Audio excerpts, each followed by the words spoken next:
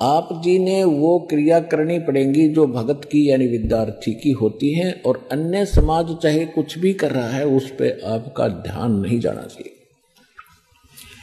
कोई कोठी बनाता है बनाने दे, कोई डीजे बजाता है बजाने दे, फोड़न दे करण मुसन अपने, कोई शराब पीता है चौधरी पाक के अंडे। आपके भगवान के ज्ञान के आधार से आपको आपके और उसके भविष्य की तुलना करनी चाहिए। क्या बताते हैं?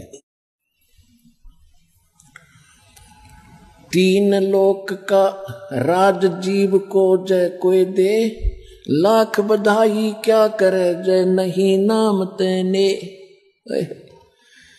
यदि तीन लोक का भी कोई राजा बन जा, यदि वो भक्ति नहीं कर रहा है तो धिक्कार है उसके जीवन को। कर धुन को उसने सूरज शब्द कहे थे, जो 2 अक्षर का मंत्र ये दास आपको देगा उसका सिमरण करते समय उसके ऊपर अभ्यास करना है, क्योंकि मन भागता है उसके ऊपर ध्यान नहीं डटने देता। तो सुरत को उस शब्द यानी 2 अक्षर के उस मंत्र पर अभ्यास करना है, उस पर रोकने की चेष्टा करनी है, इसने भागन नहीं देना। अब यदि हम वैसे जाप करते रहेंगे, मन लगा नहीं अभ्यास, तो वो व्यर्थ है वो सिमरन आपका। आपने ये देखना है कि बाहर मंत्र 2 छोड़ रहा हूं वो कौन सा उच्चारण हो रहा अंदर श्वास के द्वारा, और अंदर कौन सा जा रहा, तब ये मंत्र का आपका सफल मंत्र माना जाता है भक्ति का। अब देखना, अब हम पढ़ रहे हैं अध्याय नंबर 8 का और श्लोक नंबर 8 ही पढ़ रहे हैं। ये 8वां श्लोक है। हे पार्थ, ये नियम नाम ने, हे पार्थ परमेश्वर के अध्ययन नहीं है, अभ्यास रूप योग से, योग माने साधना से।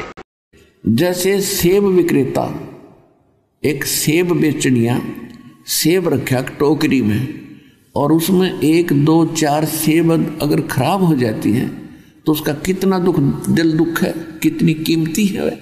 लेकिन उन सेबों को, उन ठीक से खराब सेबों को स्वस्थ सेबों में नहीं रख सकता, उसकी मजबूरी है कि वो भी खराब हो जाएंगी।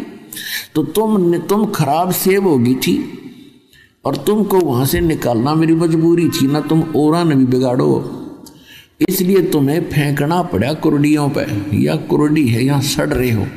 और अब भी मुझे, अब वो तो एक उदाहरण है, लेकिन आत्मा और सेब में इतना अंतर है कि तुम्हारे अंदर मलिनता आ गई थी, अब यहाँ भट्ट में तुम जल रहे हो। अब तुम्हें ज्ञान देकर और सच्चाई बताकर मैं फिर आपको वापस ले जाना चाहता हूँ, और ऐसा मंत्र दूंगा तुम फिर से उसी स्थिति में आ जाओगे। आप जी सुनते आए हो विशेषकर 2-3 वर्षों से कि सन 2012 में प्रलय होएगी। अब वो प्रलय का अर्थ कैसे लगाकर पेश करते हैं कि पृथ्वी पर सर्वनाश हो जाएगा। ये वो प्रलय नहीं होगी, ये अधर्म की प्रलय होगी। अधर्म का सर्वनाश होगा, अज्ञान की प्रलय होगी और ज्ञान का विकास होगा। ये वो प्रलय अब सन 2012 में होगी।